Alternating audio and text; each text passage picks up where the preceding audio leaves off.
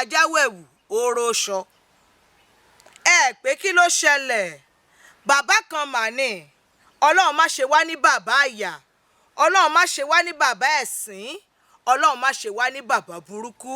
Èmi ni aródú òjígọ̀bì. Ọmọ wọn ló wo òdùrú ajífẹ́pẹ́ ṣeré ògbógbòǹdù ẹ̀kọ́ ọmọ ògbógbò máa fẹ́ràn. Ọmọ bá àríjà àwọ̀ láàmú ọmọ àwọ̀ òṣùlé ọmọ bàbá kan mi tútù tí jó ní fàìfàì.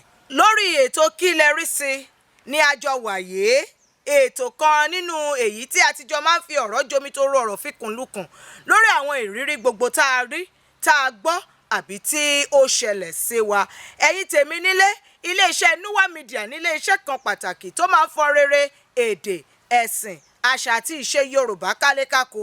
Bẹ́ẹ̀ náà la máa ń polongo àwọn ọmọ wa tó ti làmìlaka káàkiri orílẹ̀-èdè àgbáyé. Nuwa Media. Lónìí lórí ètò Kí lẹ rí sí, ẹ̀yin èèyàn mi, mo sọ lẹ́ẹ̀kan mo ní Ọlọ́run má ṣe wá ní bàbá burúkú bàbá rádaràda. Ẹnìkan ni ó ń ṣe àlàyé ohun tó ṣẹlẹ̀ fún mi. Àjókòó náà ni à ń sọ ọ̀rọ̀. Ló bá ní ilé lòun wà ní ọjọ́ kan ní òru ọ̀gànjọ́ bíi aago 2.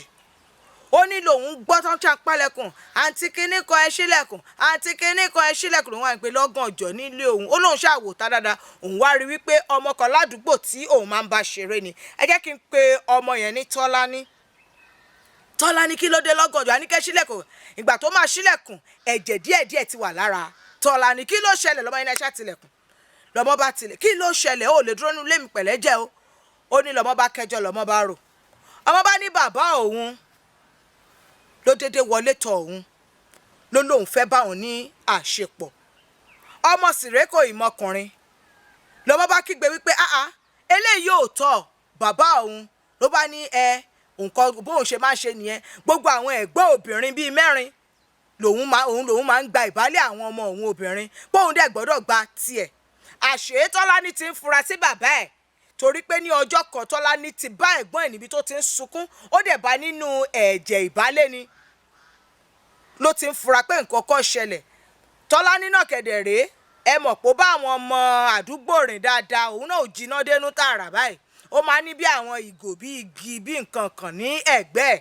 Ibi tí òun àti bàbá ẹ̀ ti jọ ń dùn tó ti jọ ń bára wọn dùn lọ́wọ́ ẹ̀ ti lé ìkan nínú àwọn ìgò yẹn mú á fi pawù lórí bàbá ẹ̀. Yé orí òun ni bàbá pariwo ní Tọ́lání fi ríbi sájáde. Ilé àkọ́kọ́ tó máa sáwọ̀ ní ilé àǹtí yìí.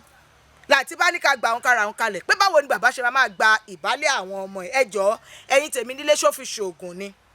Tó bá tiẹ̀ wá ṣoògùn ìbálẹ̀ ṣé bí tọmọ ẹ̀ ni.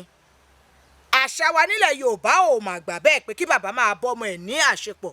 Kò dẹ̀ gbà kí ìyá náà máa bọ́mọ ẹ̀ ní àṣepọ̀. Èèwọ̀ ni. Ẹ̀yin tèmi ohun gbogbo tẹ́ ẹ bá rí sí, ẹ fi ṣọwọ́ sí wa lórí àwọn ìtàkùn wa lórí ayélujára, lórí Facebook, Instagram, TikTok, Threads àti YouTube. A wà gẹ́gẹ́ bí Nuwa Media Official. Tó bá dẹ̀ jẹ́ wípé àtẹ̀ránṣẹ́ ni, ẹ tẹ̀ ẹ́ sí wa, àbí kẹ́ ẹ pè wá, àbí kí ẹ bá wa chaàtì lórí WhatsApp pẹ̀lú nọ́mbà tí ẹ ń wò lórí ẹ̀rọ yín. Tẹ́ ẹ bá dẹ̀ ní àwọn kàyéfì tàbí ìrírí tẹ́ fẹ́ ká bá yín gbé sí afẹ́fẹ́, ẹ fi wọ́n ṣọwọ́ sí wa lórí ímeèlì wa ìyẹn nuwamedia@gmail.com. Lọ́gán ni a máa dá yín lóhùn. Èmi náà ní ti ní tòótọ́ mi ò parúkọdà aródú òjígọ̀bì ọmọ bàbá kan mi tútù tí jó ní fàìfàì. Ìpàdé tún di ọ̀sẹ̀ mìíràn. Àlàáfíà o.